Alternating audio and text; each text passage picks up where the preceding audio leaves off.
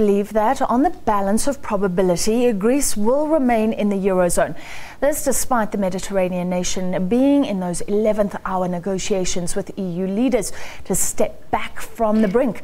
The expectation is that the US Fed will hike rates anywhere from September as well. And despite challenges in the local economy, there's optimism that South Africans' fortunes could be turned around. Let's take a look. David McWilliams is an independent economist from Ireland. His country was once indebted and needed bailouts from the European Union. But Ireland has since repaid its debts and recovered and is enjoying positive economic growth. But in Greece's case, McWilliams argues that its debt is so deep that in the long term, it makes sense for stronger economies in the EU, like Germany, to forgive the debt.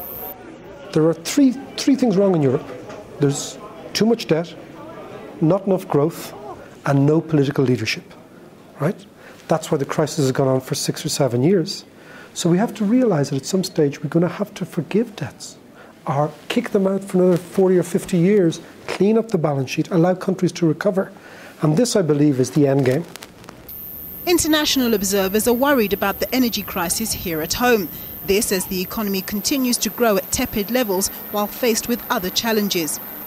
We know that lower commodity prices have had their impact. Alongside that, tightening in terms of global liquidity conditions has put pressure on South Africa. Lots of domestic concerns I think investors have been focusing on. The labour market disputes that we've been seeing certainly been affecting the activities in terms of mining and manufacturing, and that's had a negative impact. But observers say South Africa remains a gateway to investment into the rest of Africa. And while there's negative sentiment about the economy, there's optimism that South Africa can get out of the rut. I think that what South Africa could do would be to follow a sort of an Irish type model of industrial development, where you make capital very cheap and you make it very attractive and you don't tax it. And initially you've got to hold your nose because you think, oh, you know, these guys are already rich. But that allows you to fuse foreign capital with your labour and produce things. At the end of the day, you've got to produce stuff. Many economists do say that some form of industrialisation is critical for growth. But South Africa's manufacturing sector continues to shrink, due in large part to a lack of competitiveness. Nampumela Losiziba, SABC News, Johannesburg.